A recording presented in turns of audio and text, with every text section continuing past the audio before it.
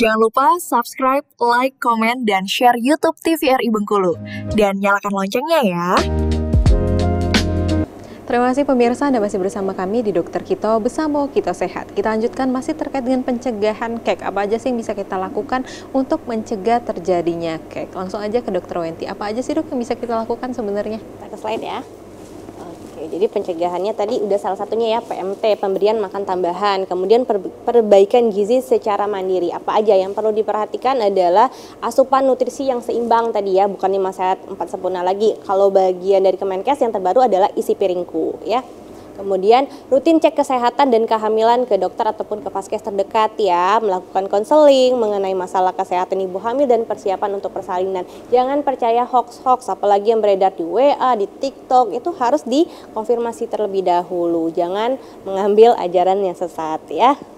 Boleh konfirmasi ke Vaskes terdekat atau bisa dibaca di buku Pink. Benar ya, buku Pink itu apalagi yang terbaru tahun 2024 keluarannya itu lengkap sekali. Yang melek teknologi ada sistem barcode di sana. Jadi bisa di-scan, nanti ada video yang keluar atau website yang keluar. Oh, udah secanggih itu berarti ya dok ya untuk buku Pink. Sudah semakin dilengkapi ya mengikuti perkembangan zaman. Jadi tadi nggak usah beli-beli di online ya dok ya. Kalau yang gratisan ada, kenapa harus yang susah ya? Oke, kita lanjut. Oke, selain itu boleh dibantu slide-nya. Oke, selain pencegahan mungkin boleh nutrisinya yang seperti apa ya? Boleh nggak dok minum susu misalnya ya? Minum susu pada ibu hamil itu boleh, tapi lagi-lagi saya selalu sarankan untuk bagaimana kita harus selalu membaca dulu komposisi atau makanan-makanan yang kita konsumsi ya, yang beredar di sana ya. Kadang ada beberapa produsen yang nakal ya, mungkin kadar gulanya misalnya terlalu tinggi, judulnya saja hanya susu ibu hamil, tapi ternyata kadar gulanya terlalu tinggi. Kalau kadar gula yang normal untuk ibu hamil itu adalah di 6 sendok teh ya. Jadi maksimal sehari itu 6 sendok teh atau 25 gram. Jadi kalau misalnya di belakang susunya sudah 10 gram misalnya ya per kali makan atau per kali minum itu udah terlalu tinggi ya. Berapa lagi mau kita makan ya? 15 gram lagi ya. Itu akan beresiko pada ibu hamil tadi. Mungkin KEK tidak, tapi jadinya obesitas ya. Maka dari itu nutrisinya harus seimbang, tidak boleh yang berlebihan dan tidak boleh yang terlalu kecil sehingga terjadi KEK tadi ya. Oke. Ini slide-nya udah. Nah, pemantauan sudah. Nah, ini salah satu PMT-nya tadi ya yang didapatkan di Puskesmas ya, yaitu kehamilan trimester 1 biasanya 2 keping per hari hingga tidak KEK lagi. Kemudian kalau kehamilan trimester 2 dan 3 keping per hari. Tentu saja tidak cukup dengan ini ya. Ini hanya program makan tambahan. Tetap ada yang utamanya itu adalah nutrisi yang ibunya konsumsi sendiri. Yang tidak boleh dimakan itu apa? Yang tadi ya, yang junk food yang tidak sehat, kemudian usahakan makan makanan yang matang. Yang bakar-bakaran kalau boleh dikurangin dulu ya, atau dihindari dulu. Kenapa? Tadi karena ada zat-zat karsinogenik biasanya dari pembakaran tersebut yang beresiko pada janinnya nanti ya. Oke, ini ya pola hidup bersih dan sehat. Menjaga kebersihan tubuh, kemudian cukup tidur 8 jam per hari. Jangan lupa ibu hamil yang belum teteh, imunisasi tetanus dilakukan, kemudian pasti tidak merokok, mengkonsumsi narkoba apalagi dan alkohol ya. Aktivitas fisik yang boleh dilakukan adalah jalan santai di pagi hari, senam ibu hamil, berenang ya.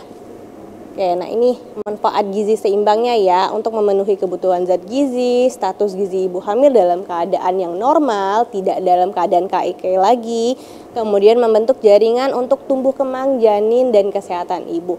Ingat ya, ibu hamil itu tidak hanya bertanggung jawab pada dirinya sendiri, tapi juga pada anaknya. Jadi pemantauan gizi seimbang untuk ibu hamil sangat penting. Selain ibu hamil, juga ada yang penting lagi.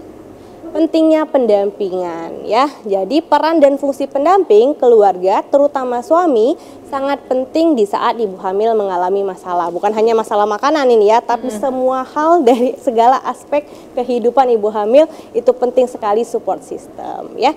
Pendamping dapat memberikan perhatian, motivasi, informasi dan mengingatkan konsumsi makan, minum, tablet tambah darah dan kesehatan ibu hamil ya. Oke. Aja. Oke, terkait Untuk pentingnya tentunya banyak sekali ya dok yang bisa didukung pada ibu hamil. Salah satunya suami juga berperan sangat penting dalam kesehatan ibu hamil. Tentunya pemirsa banyak sekali yang sudah kita dapatkan dari perbincangan kita pada pagi hari ini, dari penyebab sampai pencegahan dari kurang energi kronik. Mungkin kita udah di akhir segmen, boleh dari Dokter Junia memberikan pesan nih dok untuk pemirsa dokter kita di rumah terkait dengan cegah kurang energi kronik pada ibu hamil demi generasi yang sehat. Silakan dokter. Oke, pemirsa di rumah, kekurangan energi memang terlihat sepele, mungkin gejala awal yang tidak terlalu signifikan sehingga banyak terlewatkan. Jadi pemirsa di rumah, kita harus aware terhadap diri kita, anak-anak kita maupun lingkungan sekitar kita. Jika memang ada yang mengalami kekurangan energi, segera arahkan ke vaskes terdekat supaya mendapat bantuan segera, sehingga kita bisa mencegah komplikasi atau hal-hal yang tidak diinginkan baik pada ibu maupun pada janinnya. Oke, baiklah. Kalau dari Dokter Wenti gimana dok untuk pesan singkat kepada pemirsa dokter kita di rumah?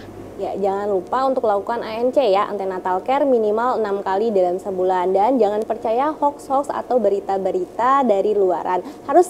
Harus perlu konfirmasi terlebih dahulu. Ingat, ada puskesmas, ada vaskes terdekat, ada dokter keluarga. Oke, baik pemirsa, tentunya masalah gizi bukan hanya kecukupan gizi bagi ibu hamil, tapi juga demi melahirkan generasi yang sehat tentunya. Untuk para calon ibu, jangan lupa untuk mengkonsumsi gizi yang seimbang sesuai dengan isi piringku. Baik pemirsa, saya Syifa Nabila, mohon undur diri dari Dokter Kito bersama Kita Sehat. Sampai jumpa di episode berikutnya.